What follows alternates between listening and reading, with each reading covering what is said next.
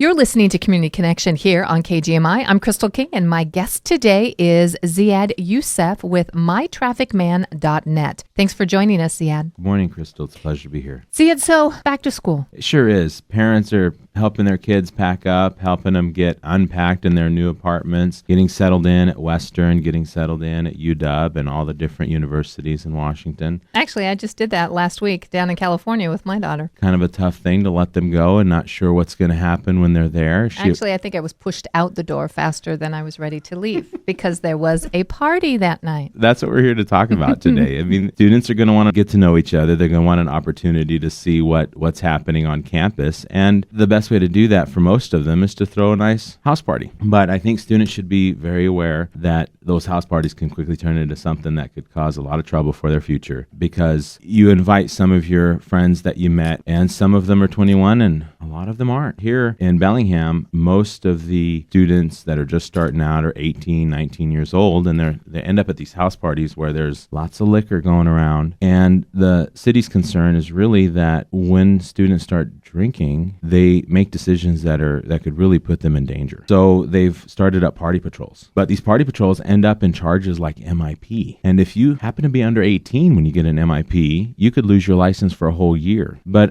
I'm sure you might be aware of this, Chris. If your daughter needed to get a lease, they may have asked you to co-sign on that lease. Correct. If they end up throwing a party at that house where the student gets charged with disorderly conduct for throwing a loud party, or even worse, making liquor available to minors, then the landlord can now give them 3 days notice to evict them, allowing a crime to be committed on the property, and then sue for breach of contract. So not only are you facing criminal consequences in court, but now you owe all this lease money and you're getting kicked out anyway. You know what we like to do is, and we're going to try and do it this year at Western, we're going to try and do a Know Your Rights seminar. So you understand, if you're throwing a house party, what the limits are and what the boundaries are. Because an MIP is a pretty serious charge. It carries with it up to a $5,000 fine and 1 year in jail. Furnishing liquor to minor may not be as serious because it doesn't carry with it as much jail or fines, but it sounds so bad on your record. And that's the whole point. You're sending your kids off to get an education, and they're coming back with a criminal record with their diploma. We don't want that. Well, I didn't want that piece of paper, right? Now, and disorderly conduct, what are the ramifications with that? Disorderly conduct is usually defined as loud noise or parties. Usually what officers will do is they'll park about 50 feet away from the suspect house, and they'll listen to see if they hear any noise coming from outside. And if they do, then they can call in and get a warrant for a loud noise party. They surround the house. They tell everybody to stay in there. They walk in. They divide the groups between people over 21, people under 21, and people under 18. And then they start asking for IDs and running through tests. And students have never experienced that. They're just there to make friends, to meet new people. And if they don't know what to do at that very moment, they're going to get themselves into some trouble. So we want them to know they have a right to remain silent. They have a right to politely decline to take any tests for the officer. They, in Washington, have to give their name, but they don't have to make any confessions to the officer. They should remain silent. After that, I think the other main concern that happens at these parties is a lot of these students think that marijuana is now completely legal for everybody. It's not true. Marijuana is not legal for anyone under 21. And so if students are out smoking some marijuana, one, if they're smoking it in public, it's still an infraction. And two, if you're under 21, you're going to be charged with possession of marijuana under 40 grams if you're just smoking marijuana. And if you're convicted of that charge while you're getting financial aid, you're going to lose your financial aid for up to a year. On second and third offenses, you could end up losing the right to financial aid for life. So it's a pretty significant consequence to what people just consider to be, I'm just, smoking a little bit of marijuana because they said it was legal. And it's much more than that. So I really want students to be aware, and I want them to take advantage of any seminars that help explain their rights to them. The other thing that's going around is people don't really understand what smoking marijuana in public means. What is it? The other day, we had a case where the person was accused of smoking marijuana in their car, and the question came up of whether or not that's a public place. And the definition of public place arguably doesn't include the inside of your car. car. Okay. But I want to caution anyone who smokes marijuana from ever doing it in their car, because what it does is it opens up the door for an entire DUI investigation. There may not be any reason to believe that you're impaired, but if there's the odor of marijuana, now the officer is justified in asking more questions. Due to a smell. Just the smell. Yeah, and that's probably how most people who get charged with drug DUI cases end up being investigated, is they decided to smoke in their car. And it could have been 3 hours ago, but the odor's still there. And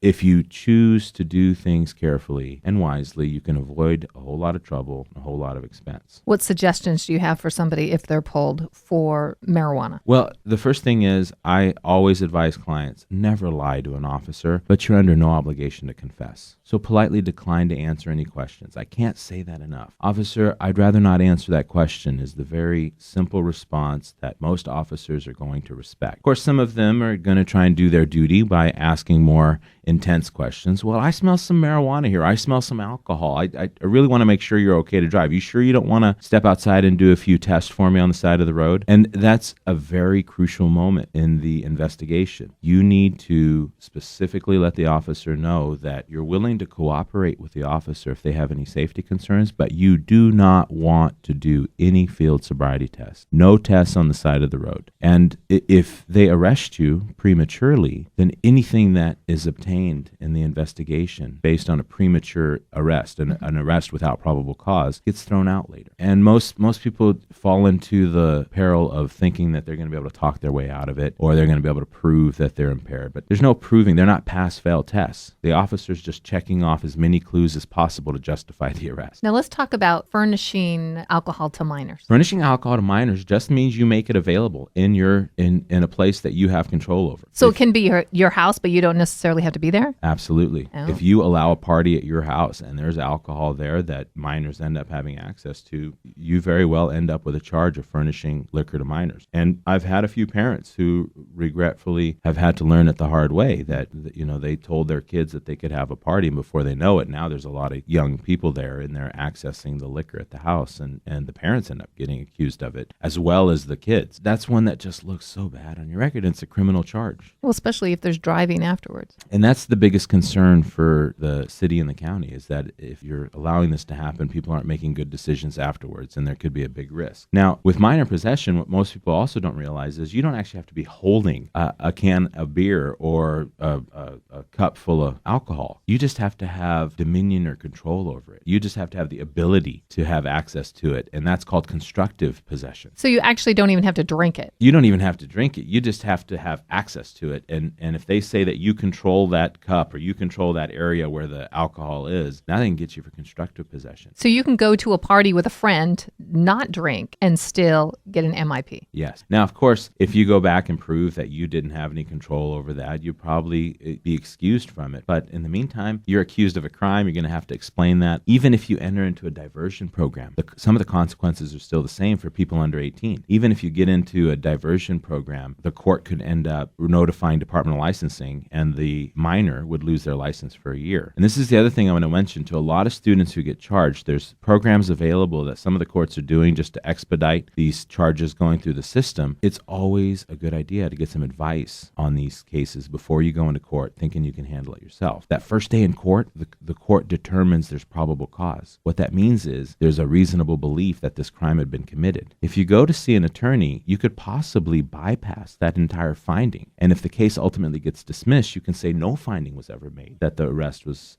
based on probable cause. So you can avoid that determination. Okay, so that record is clear then. Yeah. The other thing is they offer deferred sentences to people who are willing to plead guilty on the first day. And a deferred sentence means you're guilty today, and for a year you'll be guilty, and at the end of the year, if you don't get in any other trouble, we'll withdraw that guilty plea and enter it as a not guilty. And some people are really excited about the idea that at some point it'll become a not guilty, but the truth is, if you ever ask the question, have you ever been convicted of a crime, the answer has to be yes, because you pled guilty. Again, we are talking to Ziad Youssef with MyTrafficMan.net. If someone wants to find out more information in regards to MIP or the perils of parties, disorderly conduct, furnishing to minors, where do they go? We're calling it the free legal helpline, 360-734-0908, or find us online at www.mytrafficman.net. Great. Thank you so much for joining us, Ziad. Thank you. You're listening to Community Connection here with Crystal King. Stay with us. We have lots more coming up.